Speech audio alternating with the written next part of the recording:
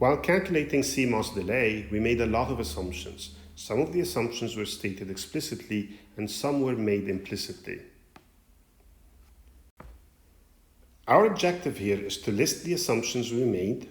We have to understand why they are assumptions and approximations, and then we have to make a judgment about these assumptions and approximations. At the end of the day, are these approximations going to give us a value for delay that is accurate or not? And does this matter or not? So let's start with the most obvious approximation that we did, which is the linear approximation of delay. So when we discussed what delay is, we actually ended up with an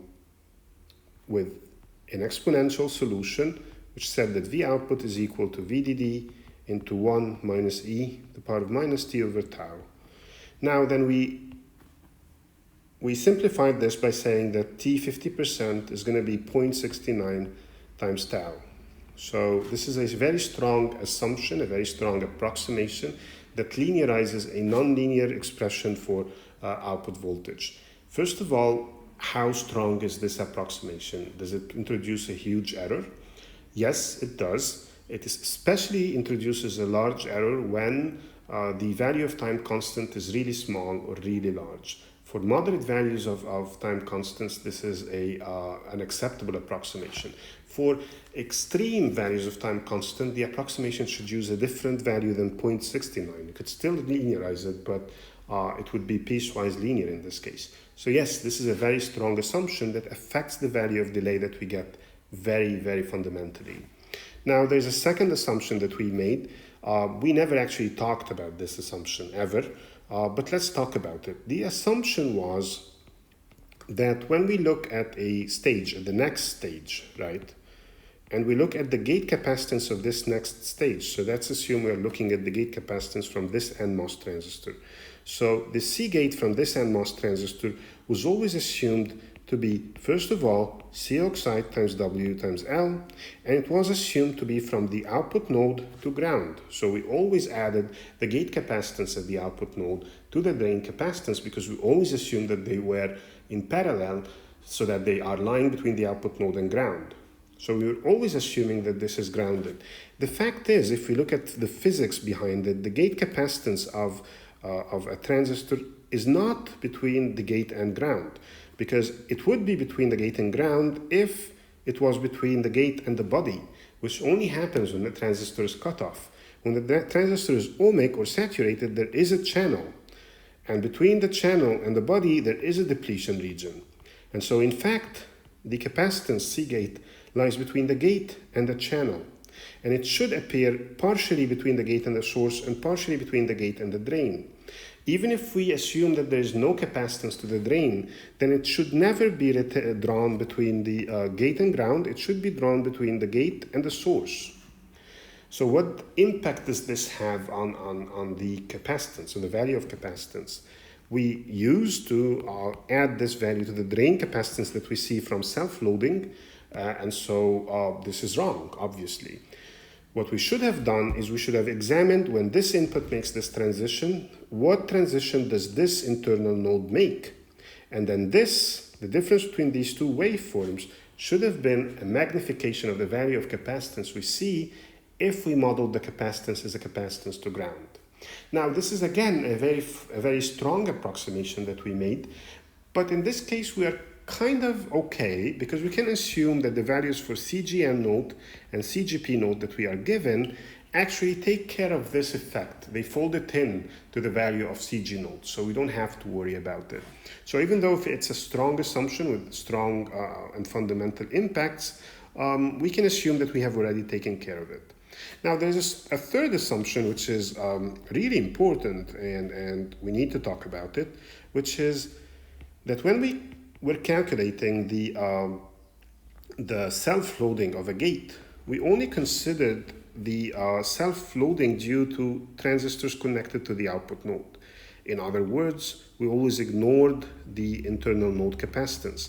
And so if we look at this gate, when we looked at it and we tried to calculate self-loading at the output node, we said that self-loading was 2C0 plus 2C0 plus 4 C naught plus 4 C naught, which is going to be 12 C naught, right? So this assumes that we are only considering these 4 transistors while calculating the loading on the output node. But what about the capacitance at this internal node? And what about the capacitance at this internal node? These are internal node capacitances that should somehow affect the total value of capacitance that we see at the output node. The fact that we ignore them and we only take our internal output node capacitances into consideration needs to be justified. Now, is this a strong approximation? Actually, no, not as much as the others. There is a justification for this, and the justification has to do with the fact that capacitances, if you look at this network, this is actually a multi-resistance, multi-capacitance network. So this is a network that does not contain a single time constant. There's a resistance from this transistor, resistance from this transistor, and so on. So it is actually more of an RC ladder like this, right? And then this is the output node. So this is the output node. And there are internal node capacitances, and these are the resistances of the MOSFETs along the way. Okay.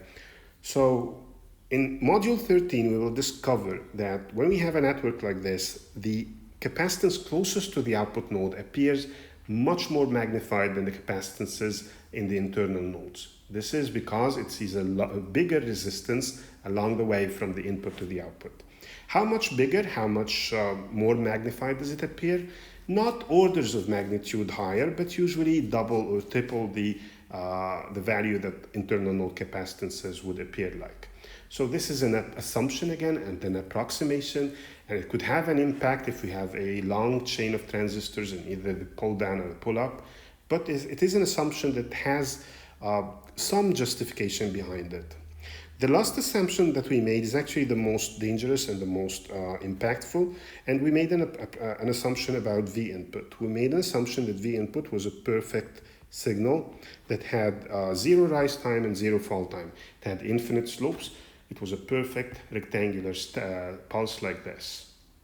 So we needed to make this assumption so that we can calculate propagation delay as a property of the output waveform alone, and this allowed us to approximate delay as 0.69 RC.